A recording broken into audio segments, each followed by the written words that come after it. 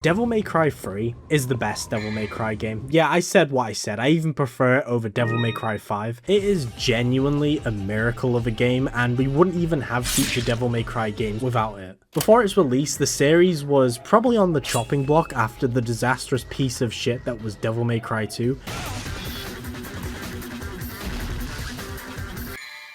We do not speak of its name in this house. Surprisingly though, Capcom were somewhat kind enough to give Devil May Cry another chance after that shit show of a game. As well as the director they threw under the bus to fix DMC2 at the time, Hideki Itsuno. Luckily he was actually given full creative freedom from the beginning this time for the third game, and oh my god, I'm so glad they made this choice because like I said, Devil May Cry 3 is so good. It is so good. It's not perfect, don't get me wrong, there's a lot of flaws with it, like quite a lot of flaws, but I still love this game regardless. You got that right.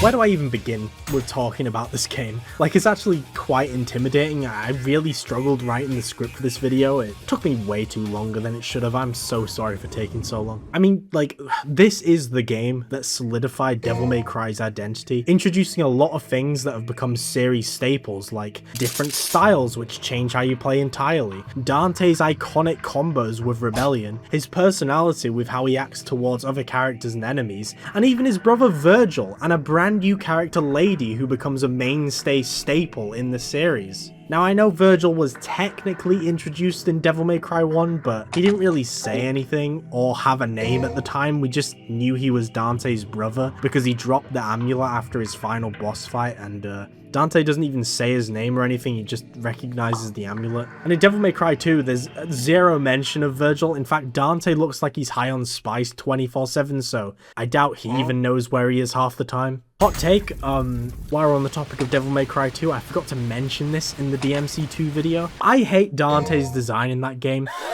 There are so many comments on that video talking about how good his design is. I disagree. I think he looks like a mid-30s guy who hangs out in clubs during Freshers Week, who thinks he looks dark and mysterious and enticing, but he just looks like a knob. That's my hot take of this video. Not even related to DMC3. Regardless, Virgil himself is fully fleshed out in DMC3. Almost every single meme you know, love, and probably detest is most likely from this game. Give that to me. No way. So yeah, Virgil is very fleshed out in Devil May Cry 3, but Dante's personality is also fully fleshed out in this game. Here I am trying to help you, and you show your thanks by shooting me? He's constantly cracking jokes, playing around with the demons, knowing how stupidly powerful he is, at least in the cutscenes, because the game's quite hard actually. But a lot of his silly jokey nature is in quite a tragic way. It feels like he uses this juvenile, jokey personality to mask what's really going on underneath, especially after what happens at the end with him. Spoiler alert if you didn't know already, he loses his brother at the end of this game, and after that point he thinks he's dead until he sees him again in Devil May Cry 1. Virgil, Dante, happy birthday. Wow!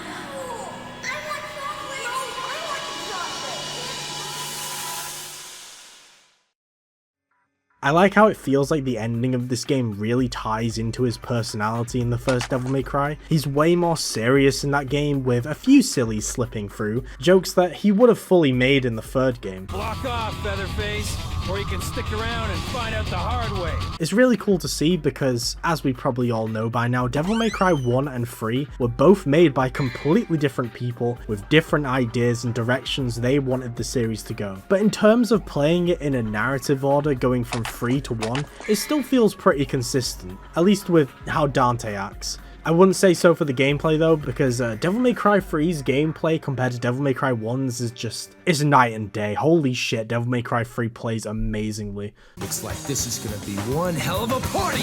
There are 4 styles that are introduced to Dante's toolkit, and each one gives Dante a unique ability which enhances and completely changes the way you play. First of all, there's Trickster, an ability that lets Dante dash around, basically acting as a glorified dodge button, making the game easier, at least it did did for me when I first played it. It was the one that I used. Then there's Swordmaster, which is my go-to now whenever I play the game. It basically gives every melee weapon a new move that you can string along with combos during fights. The third style, Gunsling, out of the three is my least favorite. Mainly because I'm just kind of shit at using it, but it basically acts the same as Swordmaster, just this time for guns. I feel like it's only really worth using when you can switch seamlessly in 4 and onwards, but yeah, that might just be a skill issue on my part. Speaking of skill issue, that leads nicely onto the final style, Royal Guard. It's probably one of the most skill-based styles, at least in my opinion, because I'm fucking shit at using it. Royal Guard is a parry. That's it really. Okay, that's not actually just it really. You're rewarded for parrying enemies by building up a meter that you can let loose and deal a lot of damage. It's a high risk, high reward style, but I think on its own it's not very fun to use. It works best in the later games when you can switch freely in between the other styles, which you can obviously do now on the Switch version.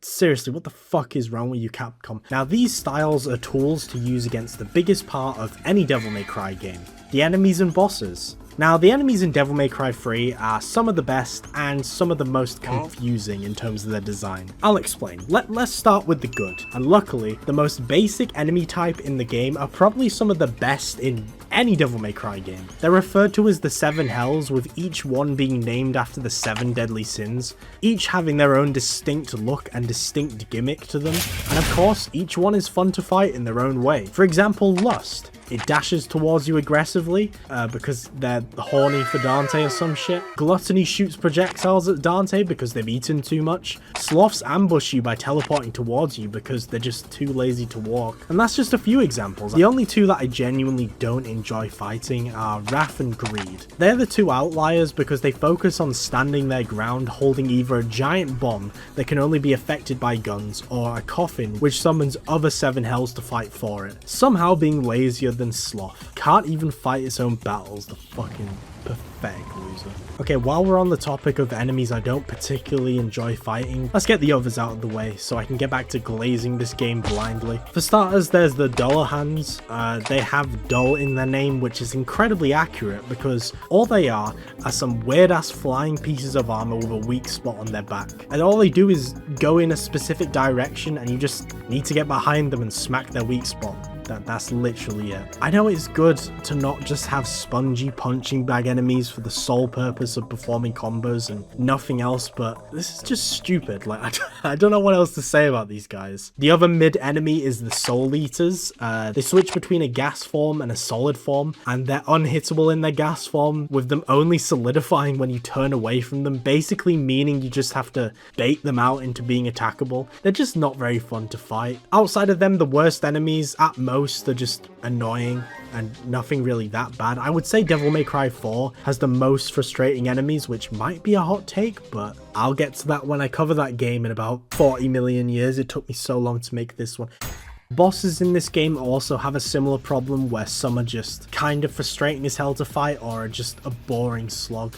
But aside from that, when a boss fight is good in Devil May Cry 3, holy fuck, it's actually some of the best shit I've ever experienced in any action game, and I'm not exaggerating here. Some of these boss fights, like just watching someone play it on a video, it does not give the experience itself justice. Especially the Virgil boss fights, they are peak. Stop being a LARPer and actually play Devil May Cry 3. If you stumbled on this video looking into whether or not Devil May Cry was worth getting into, well, you have my full confirmation. It is. It gets the Proxidist seal of approval, just Devil May Cry 3 alone. I'll even put a link below to a site where it's usually almost always on sale, and also helps out the channel when you purchase the game through that link. Green Man Gaming, it's a very good storefront. So yeah, I would say that the bosses and the enemies in Devil May Cry 3 are like 65 to 70% good overall. There are some stinkers, but hey, what's an action game without some stinker boss fights and enemies? I mean, even Devil May Cry 5 has Nidhogg. Seriously, who the fuck allowed this twat to be finalized and put in the game? Back to glazing the best Devil May Cry in the series though.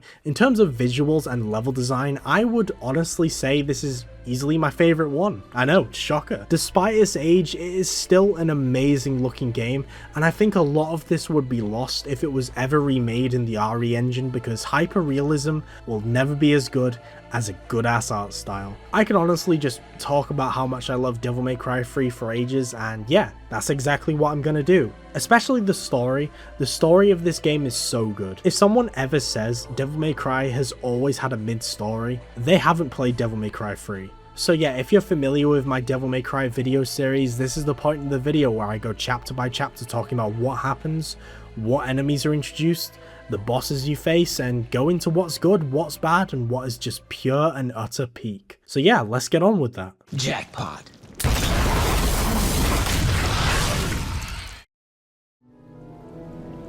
Though the same blood of their father flowed through their veins, the two battled each other fiercely like arch enemies.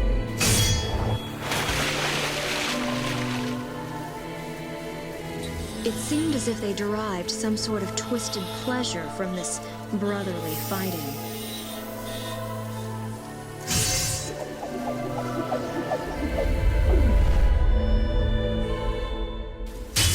The game begins with a shot of a phone ringing as we see Dante walk out completely topless to answer it. Doesn't he own a shirt? I assume he was showering or something in the back, but it's kinda hard to tell with the guy considering how little he takes care of himself. He answers the phone in the most Dante over-the-top way possible just to say, Sorry, not open for business yet. He then complains about the fact that he hasn't even named the place yet and he's still getting phone calls. Where he is currently is the exact same spot we find him in Devil May Cry 1, Devils Never Cry, or well, he names it Devil May Cry at the end of this game, then renames it back to Devils Never Cry in Devil May Cry 1, then renames it back to Devil May... I don't think it matters, genuinely, I don't think it matters, because Dante is approached by a mysterious man suffering from the Raccoon City syndrome, because he's got a bunch of weird black mold grown on his face. He slowly approaches Dante, confirming who he is in a mysterious way. Is your name Dante, son of Sparta? Where did you hear that? With the first thing he looks at being the amulet around Dante's neck. He claims he has an invitation from his brother, that invitation being...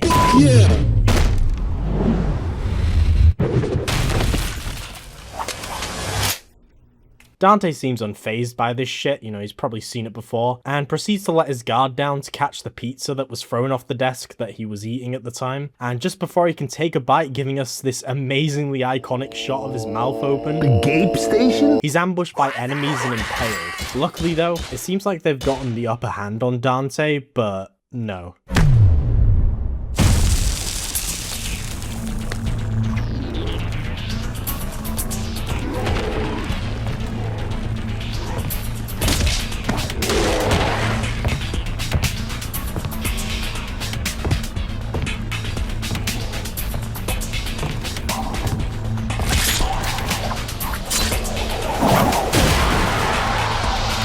This party's getting crazy.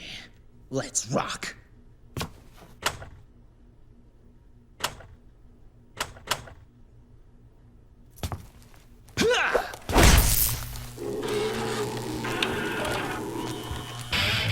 This is probably one of my favorite openings for like any game ever. It's crazy that they managed to pull this shit off on a PlayStation 2. I also like that right after this scene you're thrown into the first mission and you're instantly bombarded by the same enemies. It's as if Itsuno just went, okay, now do everything Dante did in the cutscene yourself now. You are Dante. And as soon as you hit the first enemy, it clicks. Whilst the other games had slow starts having a build up to the first enemy encounter, DMC3 just throws you straight in and it works really well at teaching the player the mechanics. You start out only fighting the weakest version of the 7 hells, that being Pride. They're probably the least aggressive enemies in the game, slowly making their way towards you to do a highly telegraphed slash attack. They're also super easy to kill, although I should have mentioned that Devil May Cry 3 is quite a tough game, so if you do let your guard down fully, they can easily gang up on you and take you down fairly quick, but it's highly unlikely that will happen unless you're like on Dante Must Die difficulty, which I don't even dare play this game on. After a bit of time of fighting the Prides, a new version of the 7 hells jumps in to attack Dante, and that one is Lust, upping the challenge a little bit. That's because they're way more aggressive than the Prides, having a dash attack that can easily catch you off guard if you aren't paying attention. I've been hit by these fuckers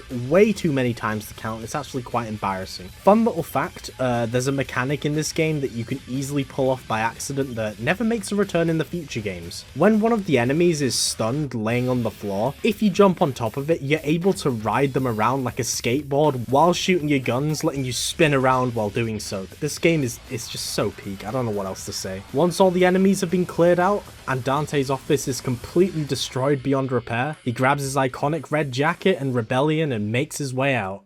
I can already tell. Looks like this is gonna be one hell of a party! Dante kicks down the doors and walks out onto the street, greeted by a group of the Seven Hells approaching him. Damn it! You guys totally wrecked my shop, and I haven't even named it yet! You're gonna pay for that. This is where we get this iconic scene of Dante throwing his sword Rebellion up in the air, allowing him to put on his jacket in the most stylishly over-the-top way possible, with him catching the sword just in time, posing ready to fight. All of it to be ruined by a sneeze. I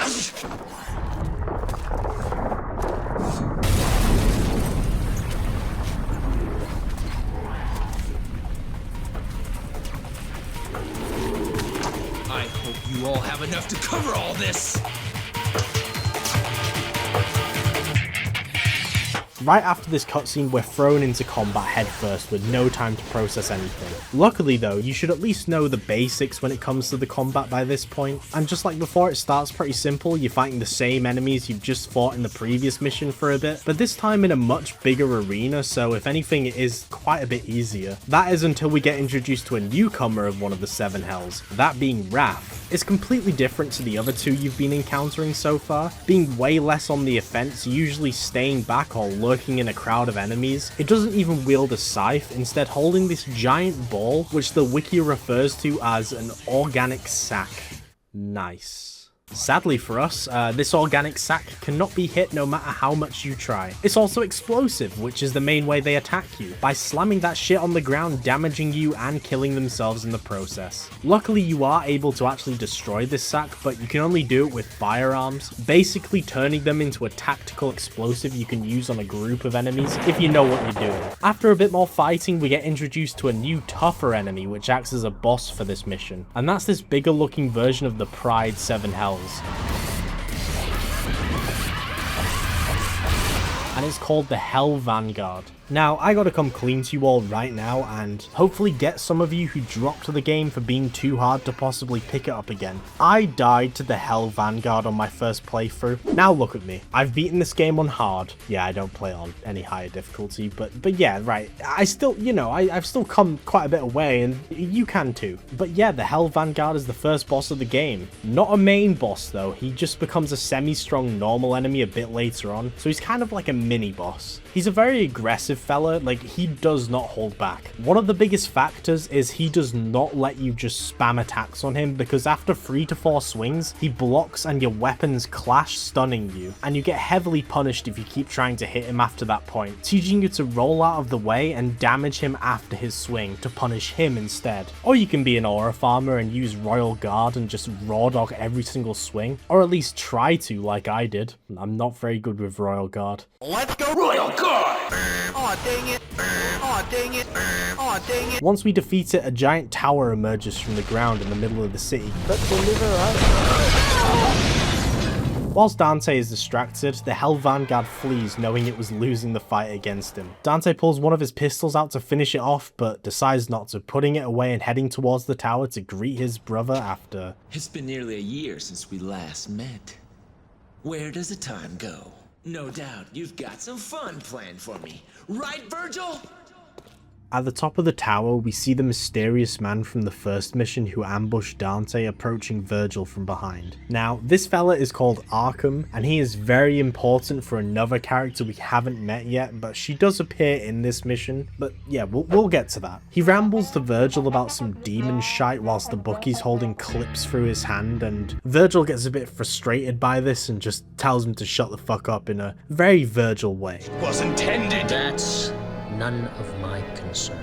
He cuts to the chase and asks Arkham if Dante has the pendant, which he says he did, claiming that Dante has no idea how much power that pendant holds. They're interrupted by the Hell Vanguard that Dante made a fool of, making a bunch of noises, probably trying to warn Virgil of his brother and how it was unable to stop him. But without a single piece of dialogue being spoken, Virgil slices the fucker into pieces.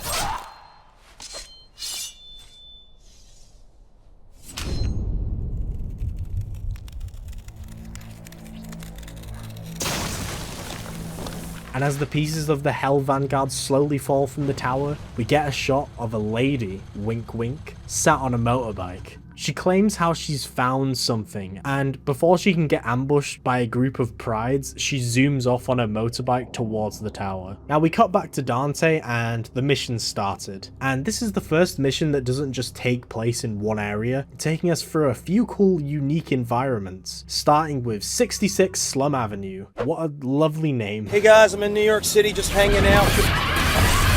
Which is where we're ambushed by a brand new enemy. These one-eyed statues are referred to as enigmas, and they're annoying ranged gimps that try and avoid you as much as possible, firing 3 arrows at a time. They're twats. That's all I really have to say about them. Luckily they die fairly quickly, but the problem is obviously getting to them because they try and dodge you as much as humanly possible, and it doesn't help as well that they're usually never alone. They always come in groups alongside other enemies, and they're always usually lurking in the back sniping you whilst you try and take care of everything else. So it's always important to rush them first and just murder them as quickly as possible. After taking care of the enemies, we enter a bar and are stopped by a familiar demonic wall that's preventing us from leaving. Now these walls are color coded, with this one being blue. That means there's like some switch or some puzzle we need to solve. And what we find is a switch tucked away in a corner that we need to smack a bunch to open. Why this is in a bar? I don't fucking know, man. It's a game, who cares? We also get the shotgun here, which is cool. And I have a shotgun.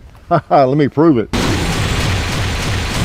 Next to the bar is a wrecked strip club called Love Planet, and luckily for us, we're playing as the sexiest stripper alive, and he fucking knows it, which is why you can actually interact with the pole in the middle during combat to swing around and hit multiple enemies at once. Shit like this is why Devil May Cry 3 is the best. It's stuff that 4 and 5, especially 5, is severely lacking. Like 5 has really good combat, but there's like not much interaction in the environments. Anyway, we'll be needing this pole attack because we're introduced to a new version of the 7 Hells in this club, that being my favourite in terms of visual design, the Sloth. Their names fit how they attack because they don't even walk towards you due to being way too lazy, instead teleporting in an attempt to ambush you and catch you off guard, which is perfect for the stripper pole because you can just bait them towards you and just swing around on it and fuck them up. After we're done cleaning up Love Planet, it's just a clear shot to the entrance of the tower that Virgil is waiting for us on. You know shit's about to get real though because there's a shop just outside. Welcome! Which I would highly recommend using because before we can even enter the gates of hell, we need to take on the 3-headed dog guarding it, Cerberus. Now this is the real roadblock of Devil May Cry 3. Beating this 3-headed fella is what gives you the certificate of being a Devil May Cry fan. It's a tough game, man. Don't feel bad for struggling on it because even I died to this much during this playthrough, and this is like my 4th time playing. See, despite the fact Cerberus stays in one spot of the arena, literally planting itself down by the entrance, refusing to move, it can still fuck you up no matter where you are. It's got a ranged attack, a lunge attack, and an attack that makes ice blocks fall from the ceiling, so it's pretty useful to be as close up as possible, but even then it's tough because obviously it can swipe at you or bite you with one of its 3 heads. It doesn't help that you can't do any actual damage until you fully chip away at the ice armored around its body, so all I can say with this fight is good luck. Once we defeat him by the skin of our teeth, he acknowledges Dante's power and offers to lend him some of his own. By that, I mean it literally turns itself into a pair of ice nunchucks, which Dante proceeds to mess around with.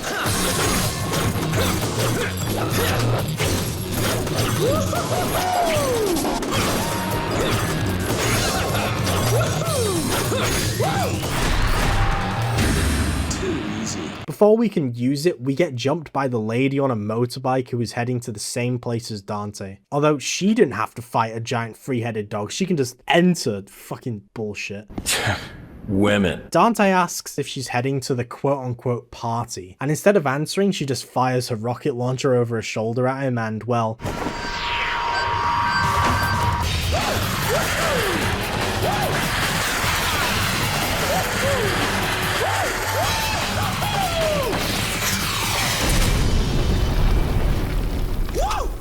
She doesn't even acknowledge the fact Dante just rode a rocket and drives off, clearly having her mind dead set on something she wants to do. And with that, we finally enter the tower. We get another shot of Virgil. What are you even doing here? I'm looking seriously out over the city. And he informs Arkham that we have an uninvited guest. Specifically, a human woman, not Dante. Arkham says he'll go and ask her to leave as he is acquainted with her. I also really like how in this shot you can see the red orb crystal just off to the side of the door. Intentional or not, it's kind of always funny seeing gameplay focused stuff that's never acknowledged in cutscenes just lurking in the background. I have met a lot of assholes in my life, but you...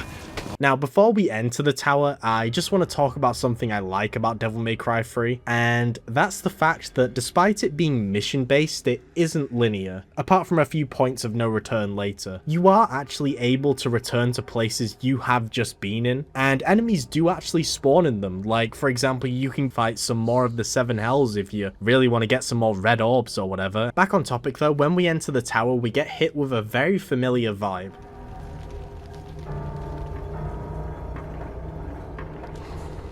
But this is why I love Devil May Cry 3 the most, despite being way more action focused, is the fact it still has those horror elements from the Resident Evil DNA it originated from, which starts to lack the further in the series you get from this point, which is a shame because I adore stuff like this. And yet, the tower is one of my favourite areas in all of the Devil May Cry games. The semi-fixed camera angles really amplify the scale of the place too, usually always being extremely zoomed out, making Dante feels small and insignificant compared to the place. There's actually quite a lot of incredible fixed camera angles in this game that amplify the art design, and I think fixed camera angles work really well in action games compared to over the shoulder like in God of War 2018, which could be a discussion in itself. Subscribe to Proxidist Plus, my ramble channel, because I'll probably talk about something like that there in the future. Right now though, our goal is to get rid of a giant fire blocking a doorway, so we need to make our way up the tower to find another door that we can actually enter. And when we get in there, we fight through more groups of the Seven Hells and some more enigmas, for fuck's sake.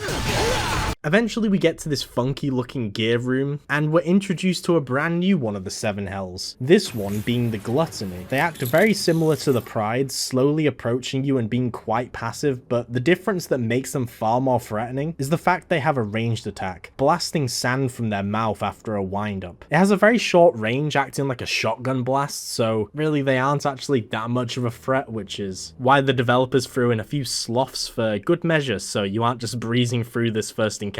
Through this door, it takes us even higher up into the tower, giving us access to even more random doors to enter, and one of them has a giant staircase leading upwards, which unfortunately breaks below us, making us fall into a pit filled with human ashes and remains. Very nice. We're of course ambushed down here by a group of Seven Hells, and after that we make our way back up, but we can't actually do anything with the staircase because, well, it's gone. The only thing we can really do here is go into the big red double doors. This takes us into a large long room where we get ambushed by a giant floating centipede thing. This is Gigapede. Hey mate, check out this earthworm. It's a big one, eh? This boss sucks. Not because it's hard, but because it's just dumb and tedious. You have to wait for it to come out of a hole and jump on its back and just smack it around until it knocks you off. And that's the whole fight. I actually have nothing else to really say about it. The fucker's annoying. And after defeating it, we get an item called the Astronomical Board. But the door we just went through after defeating the Gigapede is locked. Can't make it, the shit's stuck. Dante tries kicking it open to no success, and before Dante attempts to use his guns to open the door, he's interrupted by a jester who just tells Dante that the tower is very strong, telling him he needs something to power open the door, mocking him, which causes him to smack the device by the door, which powers on the door to open. So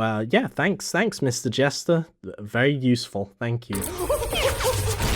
When we get back into the Gigapede boss room, we're introduced to a new enemy, which is completely different to what we've faced so far. They're these blood birds called blood goyles, and the cutscene that they're introduced in is quite misleading because Dante clearly stuns one with Rebellion, knocking it into a wall, which is something you shouldn't do against them at all. Melee causes them to split up and multiply, with the only effective way to defeat them being ranged weapons, which turns them into stone, allowing you to melee attack them. None of this is portrayed in the cutscene, and I think that is pretty bad on Itsuno's part, you silly boy. They go down pretty easily, but I remember on my first playthrough it took me quite a bit to figure this out because of that cutscene. Might have just been a skill issue on my part, to be honest, but after this, before we can leave, we have to fight the Jester for some reason. It was some of the extra content added in the special edition of the game, and obviously the HD version is the special edition, so we have to do this fight at least once. It's nothing special, he's just kind of annoying to deal with, and I don't fight him any other time in this playthrough, I'm sorry to say, because his fights are pretty similar, apart from like one where a giant rock ball with a face appears and he stands on it shooting shit. It's annoying, I hate it. So anyway, we go back to the main section of the tower and use the item we got moving a wall and powering up a jump pad at the bottom, letting us avoid a bunch of areas we've already traversed if we fall back down to the bottom. The wall that moved gives us access to a trident which can be used in the room full of enigmas from earlier, using it as a lever to lift up a cage, giving us access to a key item called Soul of Steel. Now it's important to read the description of this item, especially the part that says its possessor need not fear hell nor oblivion. The key word being oblivion, because having this item in our possession allows us to walk over where the staircase fell originally. Do you get it? You know, oblivion. It's like the ride at Alton Towers, you know? Only British people will understand this. Don't look down! Oblivion, the world's first vertical drop roller coaster at Alton Towers. It's quite vague, but figuring this out on my first playthrough was pretty cool because I'm incredibly stupid and it made me feel smart for once in my life. Going through here takes us even further up the tower. In fact, we're actually nearing the top, but there is another huge roadblock in the way. We enter a room with two statues standing at the side of the doorway we need to enter to progress. And at the top of those statues are two figures looming above us ominously. They talk to each other about how they have a guest and they need to be good hosts to accommodate this guest. But Dante is agitated and impatient, telling them to shut up and saying he just wants to get through the door they're guarding. Enough already! How long are you two gonna keep carrying on like this?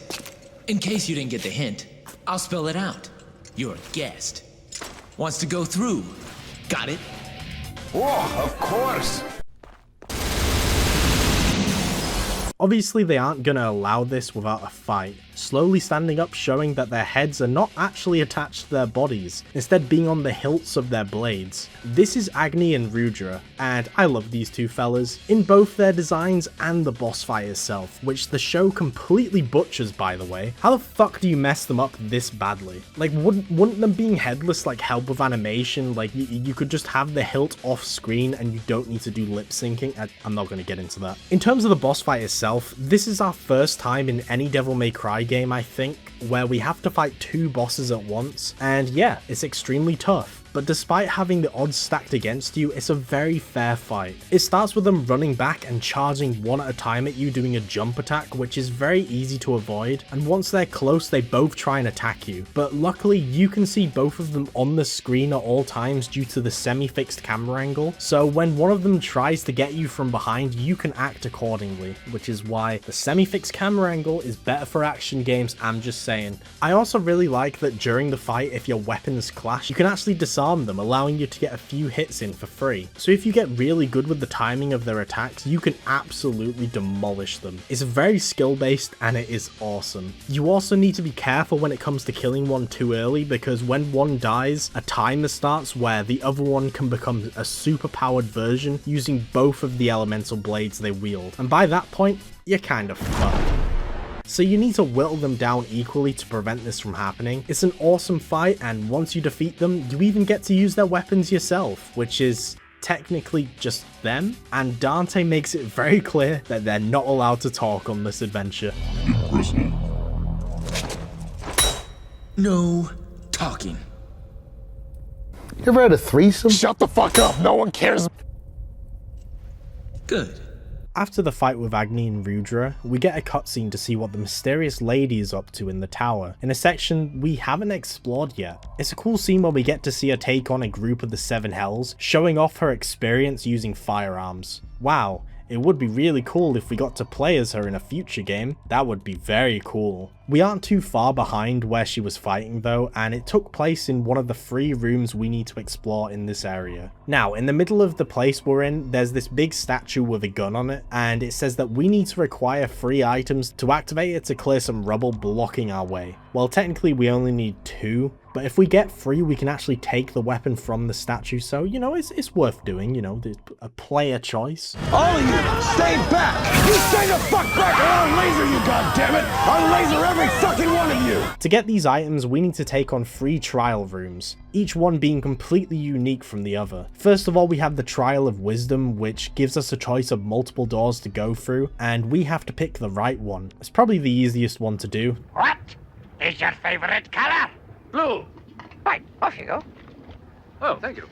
Then there's the Trial of Skill, which has us navigating a path with huge spikes coming towards us, and yeah, this one isn't too tough either. The final trial is the Trial of the Warrior, easily the toughest one. We have to take on a group of the 7 Hells. The only difference is there's some otherworldly entity buffing them constantly, making it significantly harder for us to kill them. It's actually the mode that triggers for the enemies if you take too long to kill them on the hardest difficulty, Dante Must Die. So it's like a taste of how hellish that difficulty mode is. You can turn this mode off by hitting the switches around the arena, but it only deactivates it temporarily, so you need to be quick. With that, we can go back to the statue in the middle and clear the rubble in our way. As we leave, we cut to the mysterious lady again, taking a moment to rest and reload her pistols, and just as she's about to re-enter the tower to fight more, she senses a presence behind her.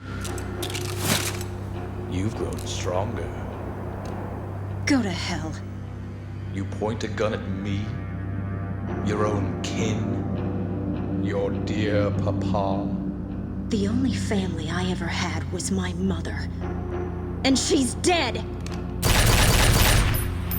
Obviously Arkham's on some of that demon shit, so he can teleport around her, and he ends up throwing her off the tower without any hesitation. What a good dad. As she's falling, we see Dante walking out to one of the ledges of the tower, catching her. She tells him to let her go, but Dante obviously tries flirting with her, but she's taking none of that shit. What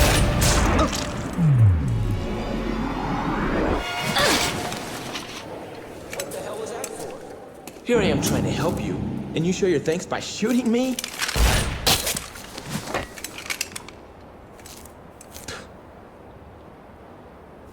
Whatever. Do as you please. After that point, he never spoke to a woman ever again and became a raging incel. Now we're almost near the top of the tower, which may be a bit surprising because you'd think that would be like the end point of the game, and we're currently only on mission 7 of 20. It just means more content and more surprises are on the way. Speaking of surprises, we're introduced to another new enemy in this mission. In fact, we're introduced to 2. The first one we're introduced to is one in a brand new category of lesser demons we'll be encountering throughout the playthrough called the Damned Chessman, and the first one we meet is the Damned Pawn. It's a statue with blades, and they move in what feels like a turn-based fashion because they're chess pieces, and it means that they pause for a large chunk of time between every single attack, and you know when any of these enemies are about to attack because the blue parts of the statue glow red. They aren't tough to take down, they're just pretty spongy. It is satisfying seeing the damage you do to them though, with chunks of them falling off the lower their health gets. The other new enemy we meet on this mission is one of the other 7 Hells. I swear we've almost met them all at this point. This one being Greed. It holds a giant coffin and swings it around and then plants it into the ground, causing what looks like spirits to come from the coffin, summoning other 7 Hells to fight for it, like Pride, Sloths, and Lusts. It's always good to get rid of these fuckers as soon as possible, but just look out for when they're swinging that Makoff coffin around because it can hit you and it does quite a bit of damage. Oh, there's also another Hell Vanguard here, but by this point it's significantly easier to take down with the arsenal and knowledge you've acquired. Now, you'll definitely be needing to make use of that arsenal and knowledge for when you reach the top of the tower though, because up there, Virgil is waiting for you in the pouring rain with the full moon beaming down. Have you been standing there the whole time? You got that right. This is one of the first out of 3 fights against Virgil, and holy fuck, it is one of my favorite fights in all of Devil May Cry. Actually, no, it is my favorite in all of the series. Even out of the other Virgil fights in this game, I love this one. I mean, the setting alone is just peak. Being at the top of a tower you've been slowly making your way up with a full moon shining down in the pouring rain as the cherry on top it's so good. The soundtrack is also incredible. Honestly, I could just go on about everything I like about this fight. I would say it's perfect. It truly does feel like for the first time you're on level footing with a boss. Because I mean, you're fighting your brother here. You can easily get the better of him as he can with you. I also really like how near the end of the fight, Virgil's slicked back hair falls down from the rain, making him look almost identical to Dante, showing that we're not so different, you and I. He proceeds to grab Dante's amulet and slick back his hair, and on his way out he takes Dante's Sword Rebellion and double taps the fucker, impaling him again, just to make sure. Let's add that to the counter. Something awakens inside of Dante and he jumps up instantly, attacking Virgil, impaling his fist into his katana Yamato, which goes hard as fuck. Virgil and Arkham don't see the worth in fighting Dante at this point as they have what they need. And Dante is still injured to the point where all he can really do is stumble towards them. And as they leave, we see Dante scream up at the moon, unleashing the devil side within him, which is edgy as fuck, I know, but it is cool, okay? He then collapses to the floor due to all of his injuries. After an unknown amount of time, Dante awakens, like the title of the game, and without a single piece of dialogue spoken, we can see that Dante is feeling stronger than ever due to the demon side within him being unleashed. I'll just let this scene play out because it's so over the top and cool.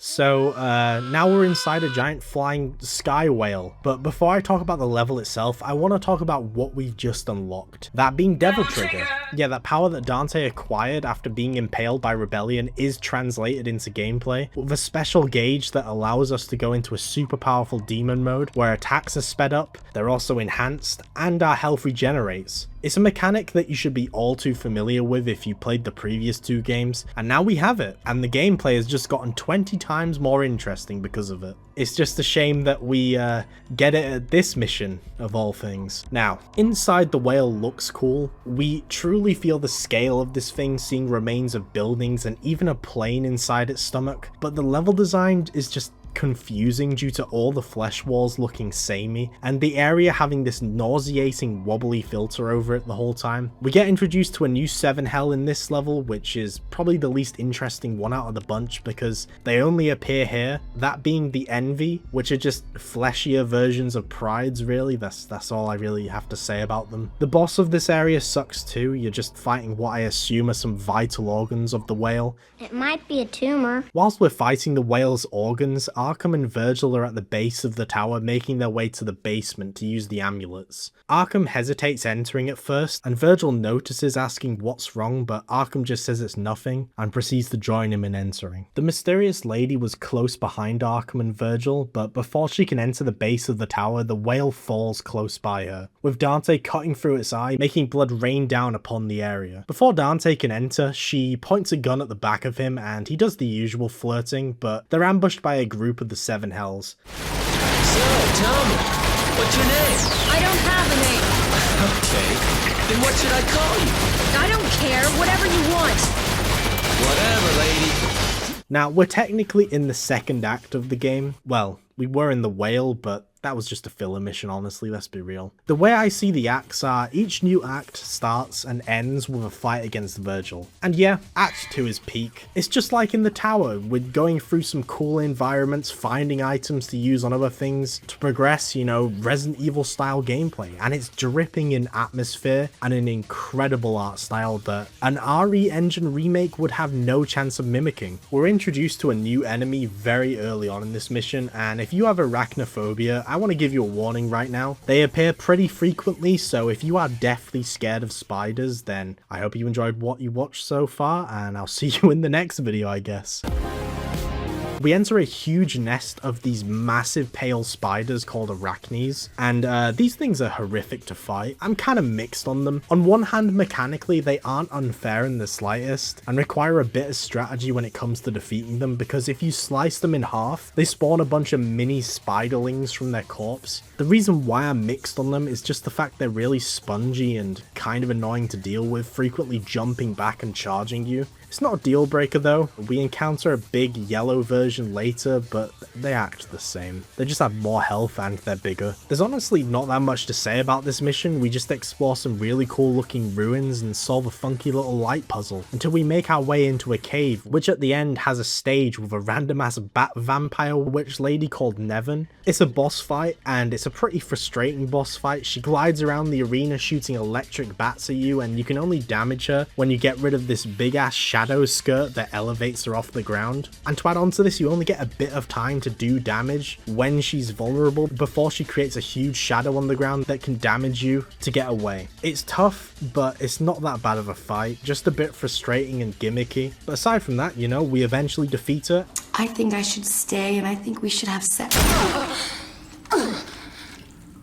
You'd think so, wouldn't you? And she lends us her power, becoming another weapon for Dante. And it's probably one of the coolest weapons in the game. It's an electric guitar, and it can easily become one of the most effective weapons if you know how to use it, because it's also the hardest to get a grasp of. I can't use it for shit, but it's still cool either way. After this, we see Lady, and she heads into the tower too. Virgil and Arkham have finally made it to where they needed to use the amulets. Arkham lets Virgil enter first, but as he's making his way in, Arkham looks back, and Virgil clocks onto this, knowing exactly why he's looking back. He asks if Lady bothers him, asking him why he didn't kill her, saying perhaps maybe because she's actually his daughter. Now, him saying this is a great example of the difference between Virgil and Dante. Virgil resents the human side of himself, seeing it as weak, pointing out how Arkham is distracting himself by instinctual fatherly love, a part of what makes a human, well, a human, you know, empathy and love,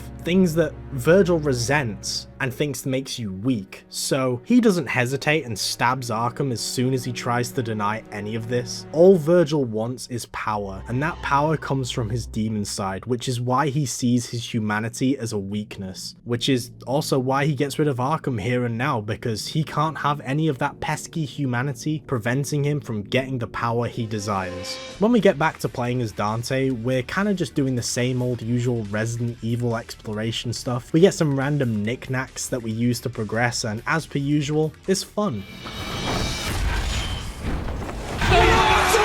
What isn't fun though is the new enemy we're introduced to on this mission, a floating piece of armor called Dullahan. The dull in their name is accurate because they're incredibly boring to fight. They just float in a line with a weak spot on their back. Luckily they aren't the only enemies, there are some enigmas and some more of those spiders, and I think it's in this mission where we finally get to meet some of the big yellow spiders. Once we make our way through the place, we end up in a hallway with Arkham's body laying on the floor with a trail of blood behind him, as if he dragged himself here. Before Dante can approach his body, a bullet flies over his shoulder, shot from the gun of Lady, who had managed to catch up with him. She approaches her father's body and asks Dante if he was the one who killed him. Dante jokingly says that maybe he did, and Lady attacks almost instantly. And we get another cool scene of Dante playing around as Lady's trying to fight. And during this fight, Lady explains how Arkham was obsessed with becoming a demon and seeking power to the point of killing his own wife as well as innocent people too. The fighting goes on and she mentions how Arkham is actually her father to Dante, and Dante jokingly says how he has a dysfunctional family too, trying to relate to her, but Lady disregards what he says, claiming how he knows nothing about family because he's a demon. She then explains how she came to the tower because she wanted to kill her father. She wanted to be the one to put him down. After that, all we get is silence from both Lady and Dante. It takes a bit for Dante to process it, but it's very clear he is taken aback by this, showing off his humanity, feeling a form of empathy towards Lady and what she's going through. He plays it off with a snarky remark asking if she's gonna shoot, but she just tells him to go because seeing her father dead on the floor has stopped her from caring.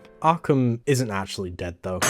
I lived, bitch. Waking up and asking where he is, startling Lady. She turns and refers to her as Mary, asking her if it's truly her, asking where her mother is. She reminds him how he killed her, and he remembers recalling the event with remorse in his voice, claiming he had succumbed to a sort of influence as if he was possessed. Lady instantly falls for this, and Arkham refers to the demon that possessed him to kill her mother to be Virgil, manipulating Lady to go seek revenge on him for what he supposedly did. He then quote-unquote dies in her arms, giving her a new objective in seeking down Virgil to avenge her father. By this point, we as Dante have delved deep enough into the basement of the tower, exploring areas like this cool cog room. I don't know what it is with action games and cog rooms. Ninja Gaiden 2 has one too. I'm not complaining, you know, they're pretty cool. What isn't cool is the new enemy we meet in this mission. These gas tentacle creatures. They're called Soul Eaters, and you can't actually harm them until they solidify, and they only do that when you aren't looking at them, so you kind of have to bait them out to be able to attack them. They're fine to fight on their own, but in groups they become a bit of a chore, because not too long after encountering them we have to fight with a Hell Vanguard accompanying them. Thanks Itsuno. At least they're more interesting to fight than their floating counterpart, the Dullahans. We do a bit more puzzle solving, and we get this cool set piece where we ride this rail car thing with enemies spawning in and attacking us. It gets even better though, because the boss on this mission is one of my personal favorites. It's this demonic feral creature called Beowulf, and he is one spiteful motherfucker. Specifically because Dante's father Sparda sealed him away for 2,000 years, as well as half blinding the poor fella, which to be honest would piss me off a bit too. He instantly smells the Sparda blood flowing through Dante, which starts the fight pretty quickly. You can tell how pissed off Beowulf is from how he fights, constantly swinging, stomping and charging. Even when he's quite a bit away from you, he still tries attacking you by knocking down these big cage objects and pushing them towards you.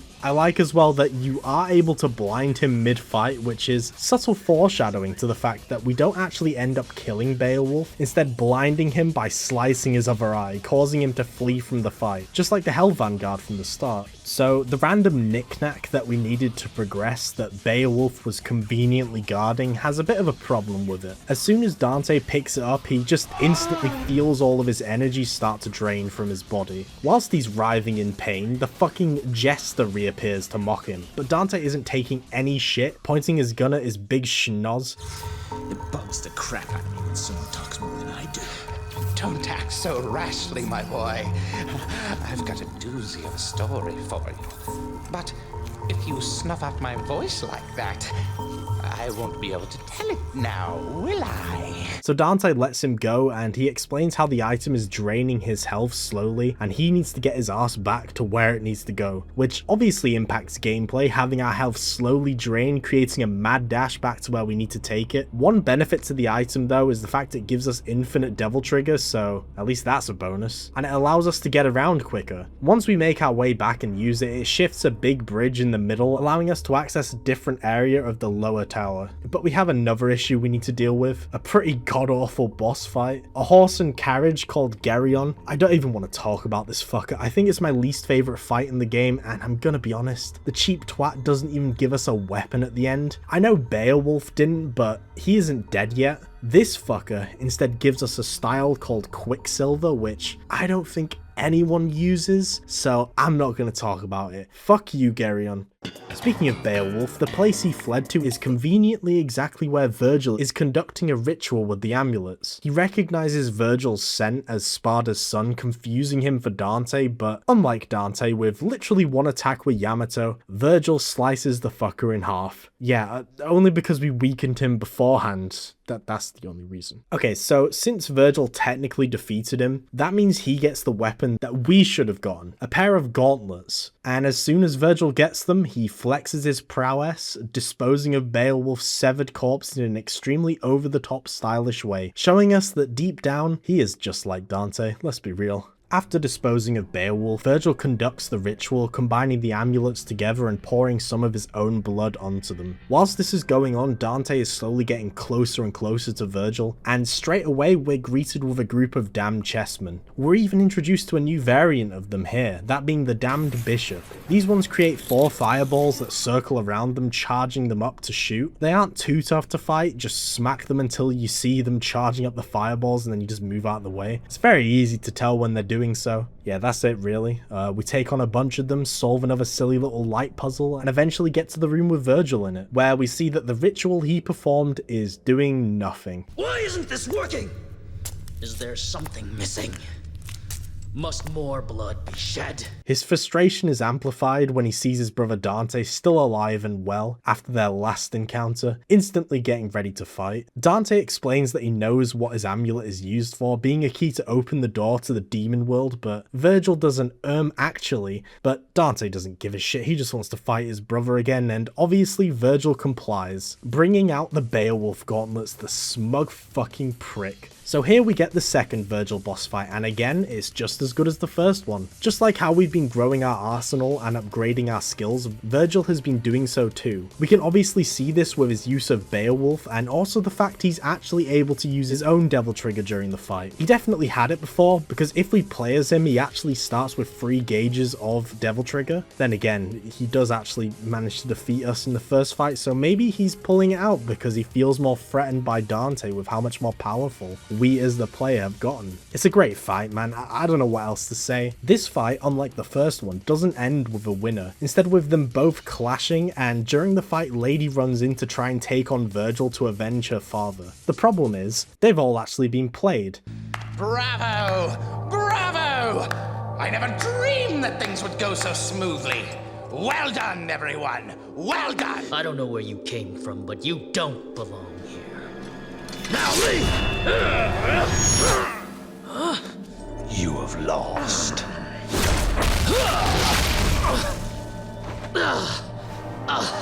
Because you underestimated humans. What's going on? You never knew it, Dante. But I was always there.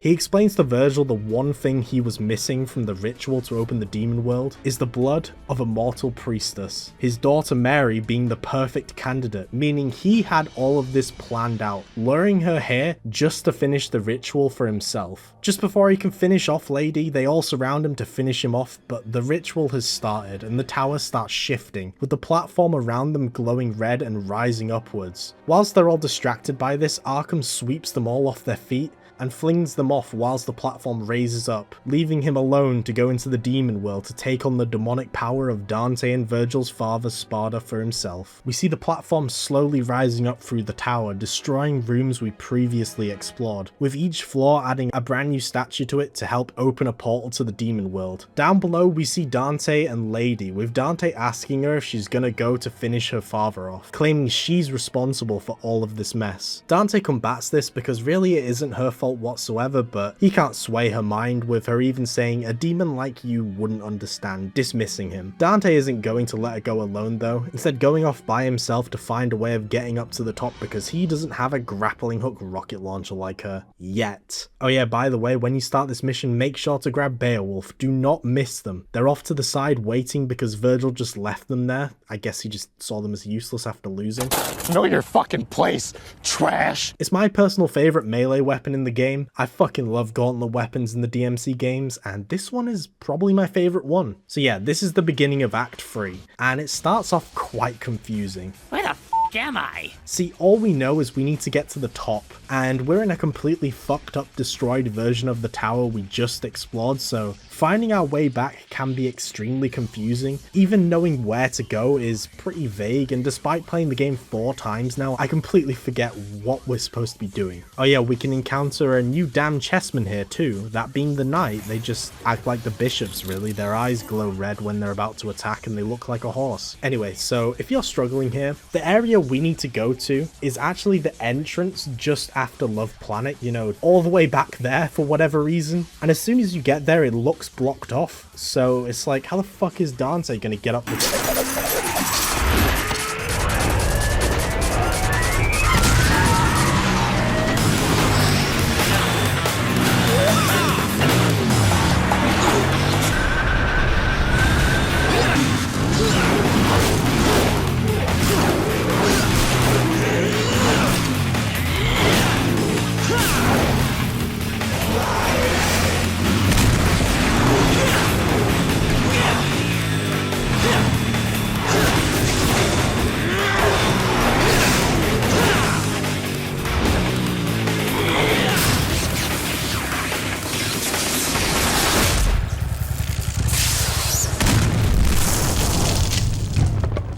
It's so peak. It's a shame that such a peak scene has such a shit mission right after it. If you found Mission 14 confusing, oh boy do I have news for you. Mission 15 is like that, but significantly amplified. First of all, we're introduced to a very unpopular enemy. Some would even argue that they're the worst enemies in the game. I don't think they're that bad though. They're called the Fallen, and despite being demons, they have an angelic look to them, which actually fits heavily with how the demon world looks later. They hover slightly above the ground using their wings as a shield that you need to destroy before you can do any form of damage to them. I do get where some people are coming from with how they're kind of annoying to fight, because they are hovering a pretty awkward level above the ground, and without Swordmaster combos, you're pretty much fucked. They're kind of annoying. They can also clip through walls, which is just a demonic power they have, I guess.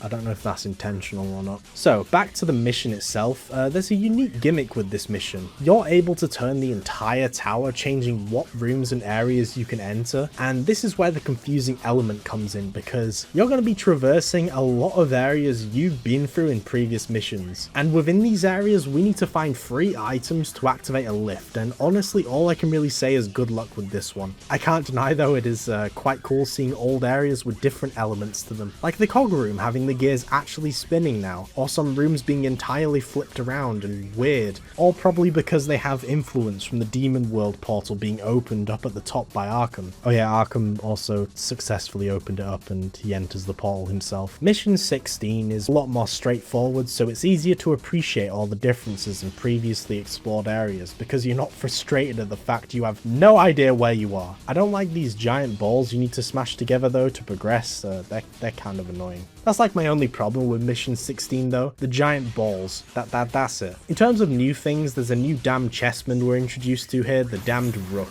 It's only able to move horizontally or vertically, being incredibly slow. It's still a threat from a distance though, don't underestimate it, because when it glows red to attack, it shoots lasers from every single one of its tentacles, and it has infinite range, so they can hit you off screen. They're pretty mean. On our way up to confront Arkham, we run into Lady again, although this time she seems exhausted. Dante mocks her, telling her to stand back, but she refuses, pointing a gun at him again. She refuses to let Dante do the job that her soul is telling her to do, get revenge on her father and to be the one to kill him, claiming it's her family matter and Dante should stay out of it. Dante, with the same motivation now, wants to be the one to go stop Arkham, but he says it in his own Dante way, when the reality is he knows how dangerous this mission is, especially with the demon portal fully open now. It's pretty clear that he knows a human stands almost no chance at surviving in there, so he refuses, and obviously both of them being stubborn, a fight commences. The boss fight against her is a boss fight. It mainly just boils down to us chasing her down, hitting her a few times with her fleeing, and shooting at us off screen. It's not the best, but it's pretty easy, so I can't really complain.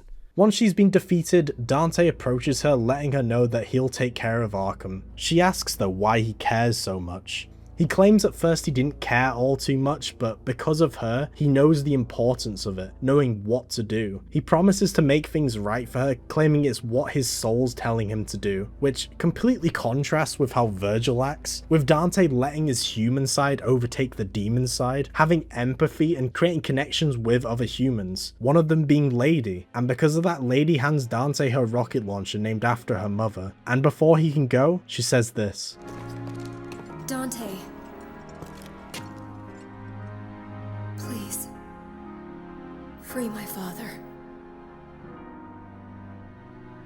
I will, lady. It's just a nice scene overall, like genuinely it's really nice. You know, when people say that Devil May Cry hardly has a story, and the story doesn't really matter, they clearly haven't played DMC3, because whilst I do like 4's story and 5's to an extent, nothing can beat this game's story, and we haven't even gotten to the end of it yet. Arkham is deep in the demon world now, and he's found what he's looking for, that being Sparda's sword, the Force Edge, which you may recognize from the first Devil May Cry is what Dante uses instead of Rebellion. I don't think it was intentional, no, they didn't think of Rebellion until DMC2, so just don't think about it too much. Just like in that game, Arkham combines the amulets with the Force Edge, powering up the sword. Whilst this is going on, we're still scaling the tower, which I know is pretty insane, but it did grow like 5 times in length from that platform. Luckily though, we're basically at the top now. One small problem though is this god-awful cube platforming room, which feels kind of out of place. Platforming in these games is so arse, man. I don't get why they thought this was a good idea. It's soon, what the fuck is this? Luckily it's smooth sailing past this point, and we actually find ourselves back in the trial room, but this time they're tougher, with enemies spawning in the rooms that didn't originally have them. The spike room also has the spikes coming out faster and more aggressively, and I didn't even go into the other room because I know a buffed Hell Vanguard spawns there, and I ain't doing that, I'm sorry. As we slowly make our way to the top, we meet the final new enemy we'll be encountering. They're called the Abyss, and they look and act very similarly to the 7 Hells. And by that I mean they literally have every single gimmick and mechanic from those enemies crammed into themselves. I really like the Abyss. They really test what you've learned from fighting them the whole game. Being able to teleport, lunge, and shoot projectiles at you, and as a whole just being significantly more aggressive. I also love how they look with their weird animated texture covering their body. They look threatening and they're just all around great to fight. I really like them. Before we reach the top of the tower, we get a Kingdom Hearts-ass fight that feels kind of out of place, where Dante has to fight a shadow version of himself. There's probably some like significant meaning behind this because the shadow takes on his demon form, and it could be like his humanity fighting his demon side. Oh man, that's deep. The room you fight in is really cool looking, but that's the only positive I can really say about this boss fight. It's a gimmick fight where you need to open up the lights at the right time to stun him, and after defeating him, we get a new style instead of a new weapon that nobody uses, the doppelganger. Cool in concept, you know, it creates a clone of yourself, but it's shit in practice, and we will come to learn that later. Now we've reached the top, and without hesitation, Dante enters the portal to the demon world. Now from the get-go, I love, and I cannot express enough how much I love how the demon world looks visually in this game. Everything looks regal, very similar to how the place Mundus resided in was in DMC1, but it doesn't feel heavenly in the slightest. Still feeling sinister and messed up due to how warped everything is. Reality makes no sense in this place, with floating platforms, cracks in the sky, all the while ambient music that you would hear in something like a church plays in the background. Someone could easily make a whole video analyzing the demon world of Devil May Cry 3, but we need to move on. And to do so, we need to jump through these mirror-like portals. The first one taking us to a giant chessboard, where we're greeted to every single damn chessman, even new ones that we haven't encountered yet. From what I've seen online, people aren't too keen on this bit, but I love it personally. I really like how every single piece acts like they would on an actual chessboard, with you being able to end it early if you manage to take out the king, which is something I learned on this playthrough. I would usually take them all out one by one, which would actually take quite a long time. The next area we have to go through is the obligatory boss rush section of Devil May Cry 3. Every action game needs to have a boss rush, and surprisingly enough, this one is easily one of the better better ones. So for starters, the area we're in to access the bosses looks incredible, heavily inspired by the relativity painting, which fits flawlessly into DMC3's interpretation of literal hell. So there's this board with a bunch of gems on it, and each of the bosses is represented by these gems, and you need to make a circle with them, connecting them up. So you're gonna want to be fighting bosses whose gems are close to each other. So if you want to have a fun time with a boss rush for the first time in your life, you choose Beowulf, Agni and Rudra, and Cerberus, and you should be good to go. Whilst we're slowly getting closer to Arkham, he's still holding the Force Edge, testing out the power of the weapon, and using it gives him a demonic form, that of Sparda himself. So does that mean we'll be fighting him in the form of Dante's father? You stupid.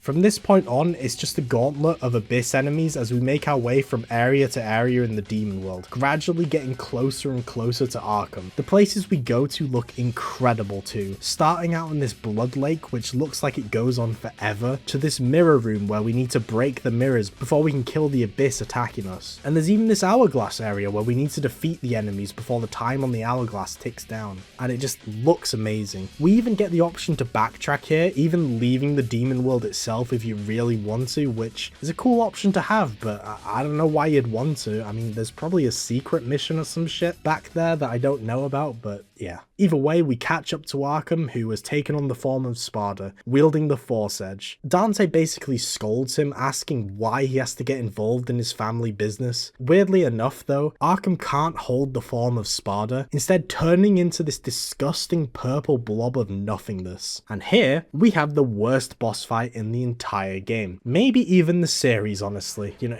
I think it rivals the Savior in DMC4. This fight is just abysmal dog shit. For starters, good luck seeing any tells for his attacks, because I mean, just look at him. It is the most visually cluttered boss ever. You're gonna get hit no matter how hard you try. Oh, and randomly he sinks into the purple butthole below and summons a bunch of eels that swarm you, because why the fuck not, right? It doesn't help that his health bar is so big, as well as making the fight drag on for an uncomfortably long time. Seriously, fuck this. What makes it worse is Virgil coming in midway through to help. Now you're probably wondering, why does this make it worse? Well, remember the doppelganger style I mentioned earlier? Virgil basically acts as that style mechanically, meaning he gets absolutely no moves to use, he's off in his own little fucking world, and because of this we also lose the current style we had equipped for this fight. So if you were relying on tricks the dodges or Royal Guard parries, tough shit. Your style button now just brings Virgil back to you to do absolutely nothing of use. It's a good thing we get the best scene in the series after this fight at least. With Arkham defeated, the amulets and the Force Edge fall deeper into the Demon World, with Dante and Virgil jumping after them. Lady has made her way to the top of the tower, and as she gets to the top, she sees Arkham falling from the portal. He's back in his human form, significantly injured and weak, crawling away, delusionally muttering how he'll become a god and no one will stop him. And just before he can get away, Lady walks in front of him with a gun pointed at his head. He begs for his life, trying to manipulate her again. Obviously this doesn't work, and seeing that it isn't working this time, he just starts shouting at her, explaining why he sacrificed her mother, trying to justify it. He then puts his hand out asking Mary to help, and she says Mary died a long time ago, with her name now being Lady, and she pulls the trigger. After finishing the job she set out to do, she falls back laughing to herself, but that laughter quickly becomes crying,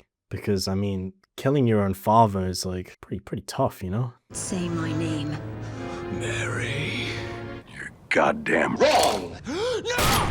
Whilst that's going on in the human world, Dante and Virgil are deep in the demon world, and despite everything that just happened with them teaming up to stop Arkham, Virgil is still dead set on seeking power, commanding Dante to give him the amulet. No way. You got your own. Well, I want yours too. Dante questions what he's going to do with all that power, claiming no matter how hard he tries, he'll never be like their father. This pisses Virgil off and they clash, holding onto each other's blades with blood dripping down them. And after this, a fight starts. And this fight is the biggest representation of the two sides of the brothers clashing, with Virgil's thirst for power of the demon side and the soul and empathy of Dante's human side. Neither of them are going down without a fight, and we get one of the best final boss fights in action game history. Obviously it acts similarly to all the other Virgil fights, but it really feels like he's not holding back whatsoever against you this time, fully on the aggression, taking advantage of his devil trigger, and if you're not on your A game during this fight, you will die, which makes it all the more satisfying when you do manage to come out on top. Virgil slumps down with Dante goading him to try harder. The ground shakes and Virgil states that the portal to the demon world is closing due to the amulets being separated, and he should just go. But Dante says he can't go without stopping him, even if it means killing him, ending with one more clash of the two running at each other, with Dante coming out on top and Virgil finally accepting defeat, with him dropping the Force Edge and his amulet. He picks his amulet back up but leaves the Force Edge, and he refuses to give Dante the amulet, claiming it belongs to a son of Sparta, with him slowly backing away to the edge of the waterfall. Dante goes to stop him from jumping off, but Virgil refuses, falling back, slashing at Dante's hand, preventing any attempt from grabbing him to stop the fall. And assuming he's dead and gone forever, Dante picks up the Force Edge and leaves the demon world. At the base of the tower we spent the whole game in, he runs into Lady again, and hands her back her rocket launcher as he slowly looks up at the sky, claiming how they should be fine for now, but they'll probably be back soon. And right after we get this iconic scene.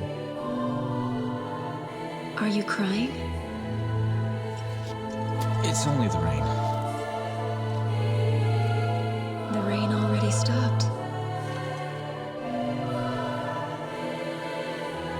Devils never cry. I see.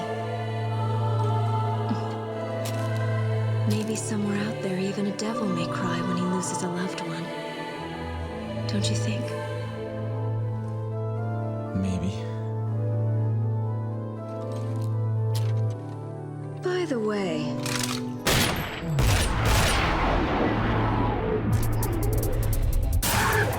looks like we're gonna be busy for a while.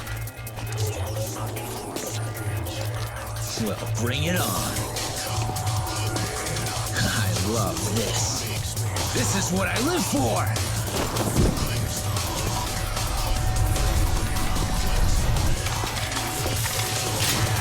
I'm absolutely crazy about it!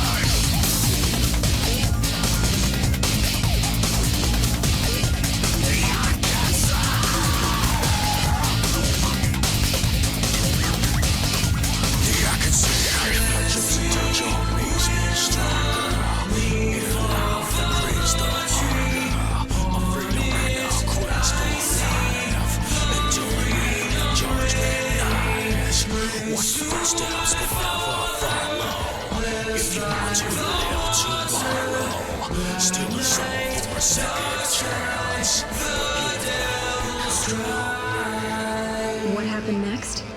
Nothing, really. We took care of all the remaining devils, and that was it.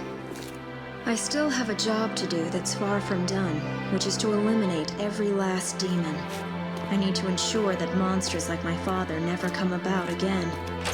And he promised to help me hunt down the demons, even though he's part one himself. But now I realize that there are humans as evil as any devil, as well as kind and compassionate demons in this universe. At least I've found one so-called devil who is able to shed tears for those he cares about. That's enough for me to believe in him.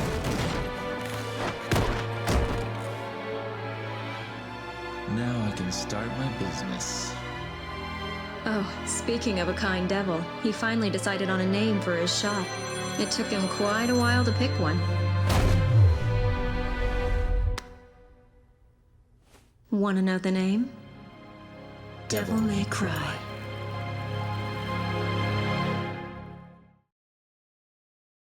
Thank you all so much for watching. It is actually a miracle that this video is finally out. It is still insane to me. Like, I can't believe I'm saying that I finally managed to get this video done.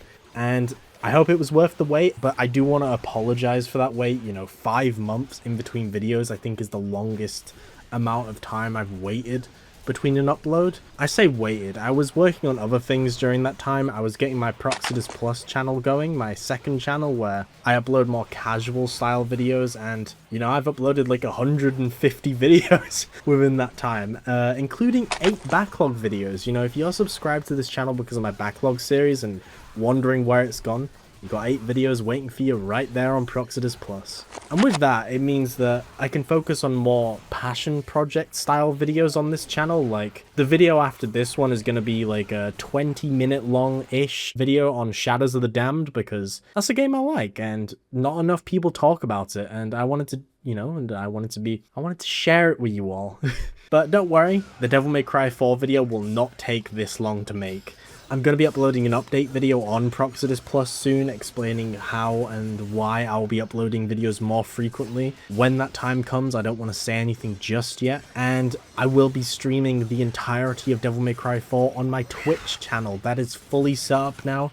If you have a Twitch Prime that you need to use up, you know, you can go use it on mine. You get to use this funny little emote here of my little guy with his ass shaking. It's pretty cool. And yeah, I just want to say thank you all so much for your patience. Thank you so much for your support. I really hope this was worth the wait, and I will see you all in the next video.